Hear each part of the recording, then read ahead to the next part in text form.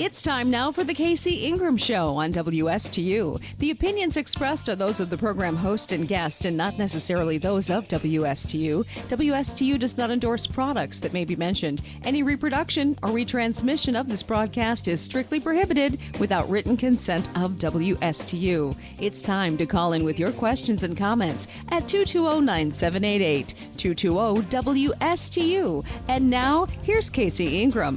The KC Ingram Show is sponsored in part by Meridian Marina and Yacht Club in Palm City. Meridian Marina and Yacht Club is located on the banks of the St. Lucie River in Palm City and is the premier marina in Martin County, focusing on excellent customer service so you can enjoy your boating lifestyle.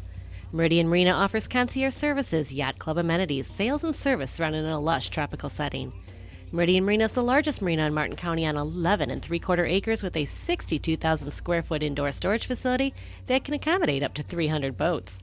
Meridian Marina is not just a place to store your boat. When you become a member of Meridian Marina and Yacht Club, you can enjoy events such as trips to the Bahamas, snorkeling adventures, marina parties, and more. Check out their events tab at meridianmarina.com. You can also try out their great service department 5 days a week from 8 to 4. Call them up at 772-221-8198. 221-8198, or visit them online at meridianmarina.com for more details. At Meridian Marina, we do all the work so you can enjoy your boating lifestyle. The ABC's Alliance for Better Community Schools would like to remind you to vote yes for an appointed superintendent on November 6, 2018. Visit voteappointed.com for more details.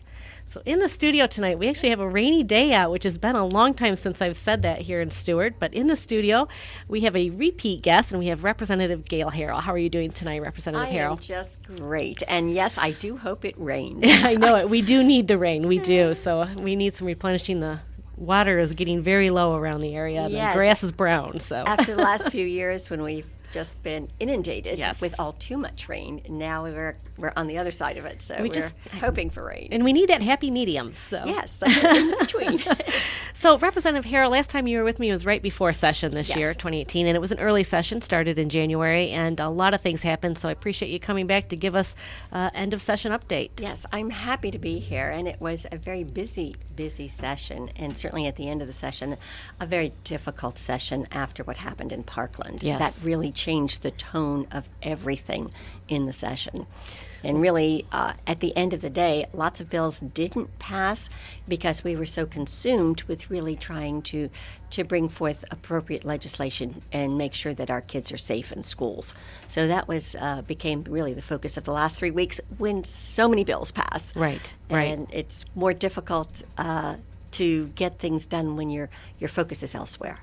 Well, I want to ask you, we certainly want to talk a lot about that legislation and what bills were passed as a result of that tragedy. But when you were here at the beginning of the session, we were talking about the hurricane and what it had done to Puerto Rico and all the Puerto Ricans that are now in Florida and how we had to really deal with that with our schools and jobs and help these folks out. And that was going to be a big part of the budget, you thought, at the time.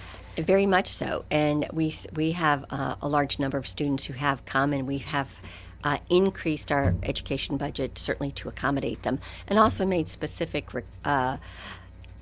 given certain leeway to school districts to deal with the large numbers of students coming in, so that we've given some flexibility, and I think that has happened appropriately. We also did some major legislation on our nursing home issue. Remember, we had all those elderly folks Yes. die as a result of neglect, truly, in a nursing home down in Broward County. Yes. So we are requiring that nursing homes have generators in order to air condition enough space in their facility to accommodate all the residents. That is good news. That was Yes. such a sad tragedy as well to have all my my heart goes generator. out to their families, and it's just so sad to see that happen. Very good. They were required previously to be able to take care of the needs of their clients, Okay. their residents. That was their responsibility, and I think in that case, the owner of the facility just did not do what he needed to do. It did not do that. Did you have to pass further legislation then, or was there legislation already in place that just wasn't enforced? No, we did pass additional legislation making a very specific requirement that all nursing homes have by June of this year, 2018, that they do have generators and 3 days worth of fuel to accommodate, 72 hours worth of fuel to accommodate their residents. Very good. That's good to hear.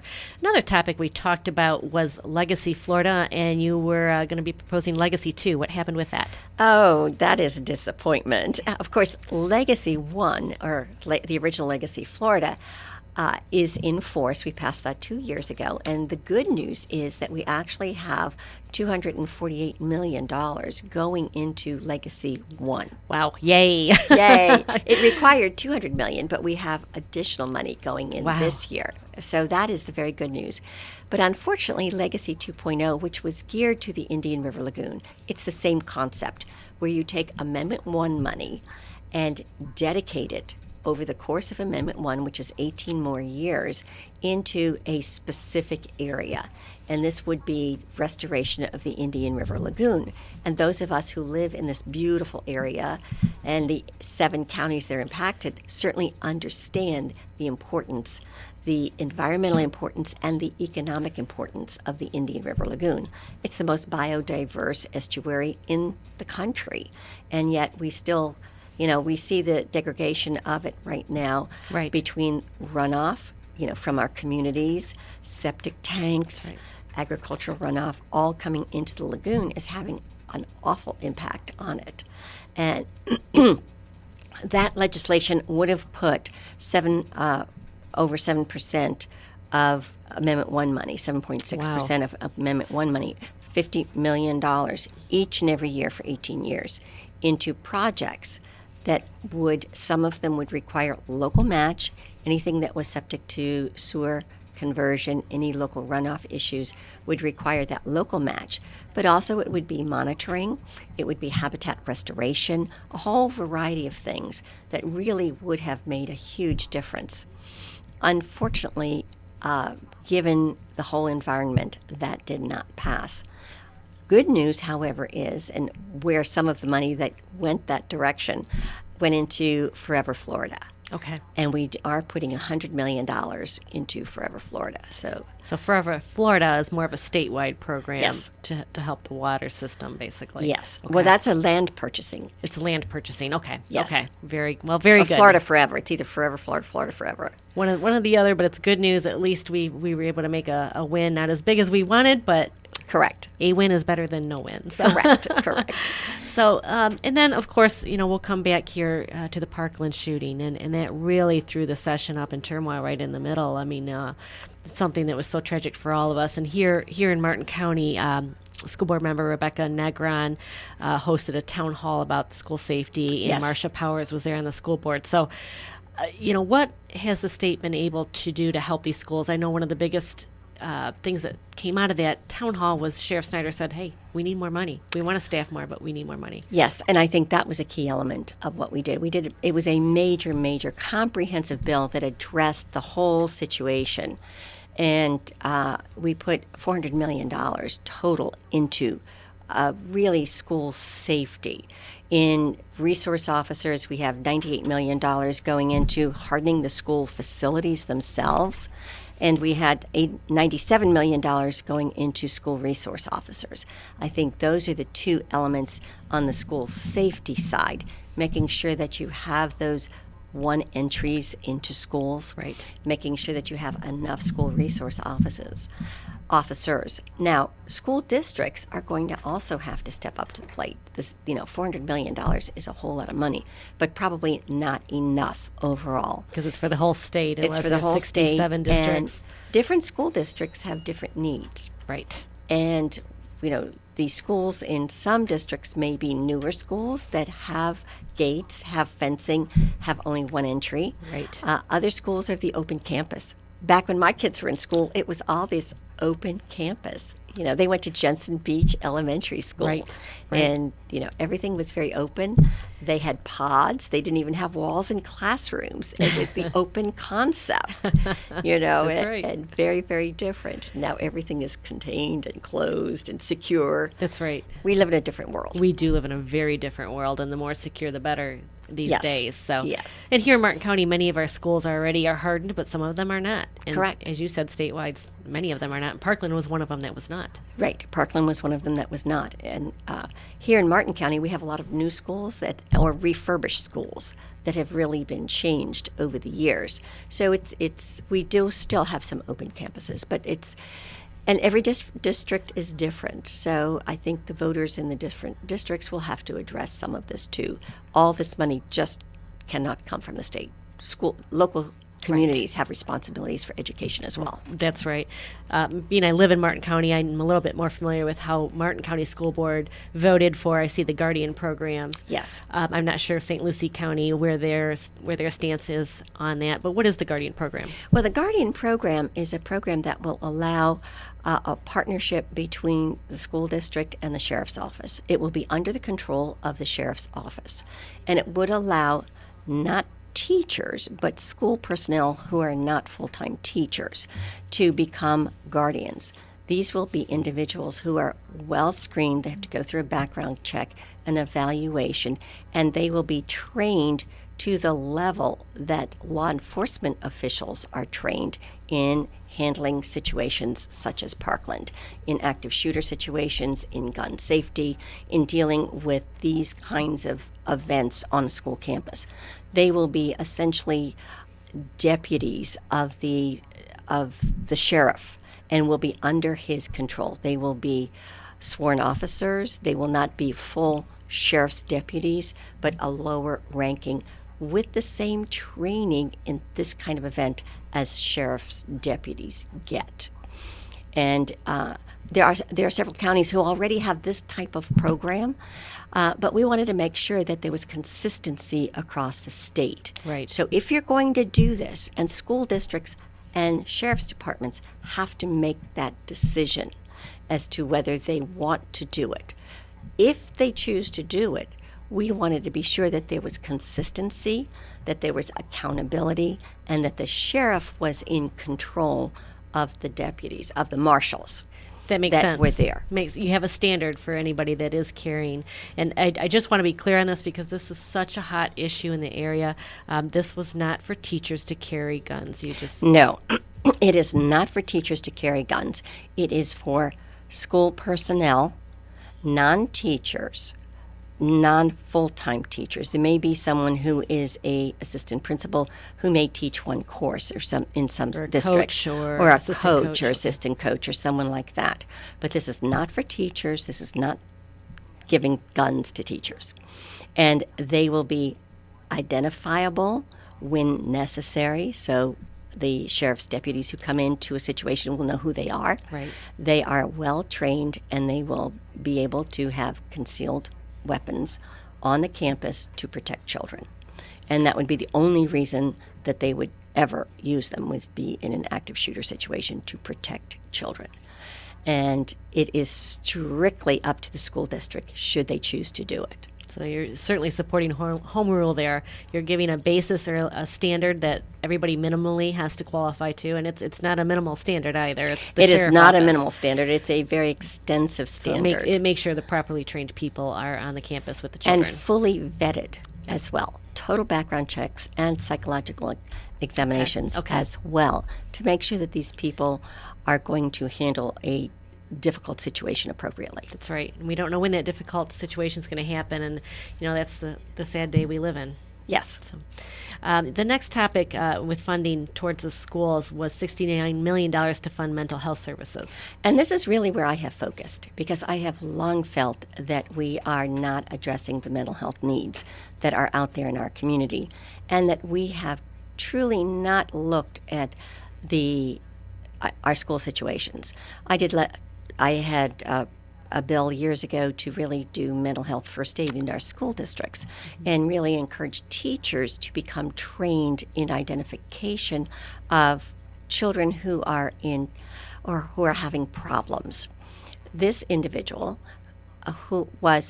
they identified him. He slipped through so many times. And he slipped through so many cracks. He was actually receiving services.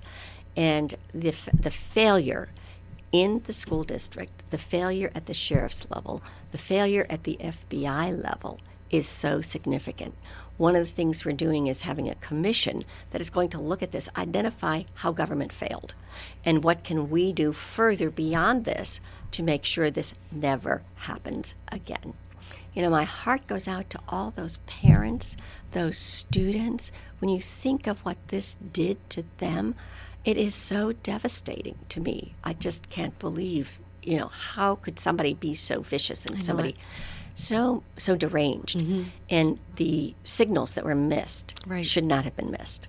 And one of the things we're doing, this $69 million, is geared into a variety of things. First of all, training for teachers, mental health first aid, identify kids, get them help. That's right.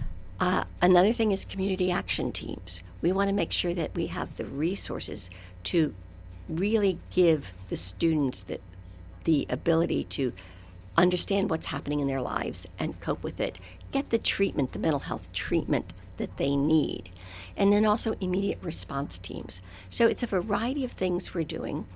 Also training for all police in general that are coming in contact with students on the campus in CIT, crisis intervention training, is key so that that resource officer knows how to handle, de-escalate situations, and really address problems, and then get that student into the appropriate services.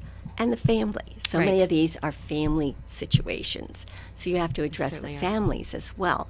So this is the beginning. And I'm hoping long term I'll be working very hard to make sure we put more resources into this. I hope so as well. And we're going to talk about your long term here in a minute. With this funding, it's very helpful, but it's not enough for all the districts. Have you heard anything from the federal level that they're going to kick in? Yes, I understand that there is going to be some, at least Senator Rubio is proposing legislation for additional funding for hardening of schools and also for mental health. That's good news. So we have the $69 million going into those direct source resources, but also another $28 million going into those mobile crisis units.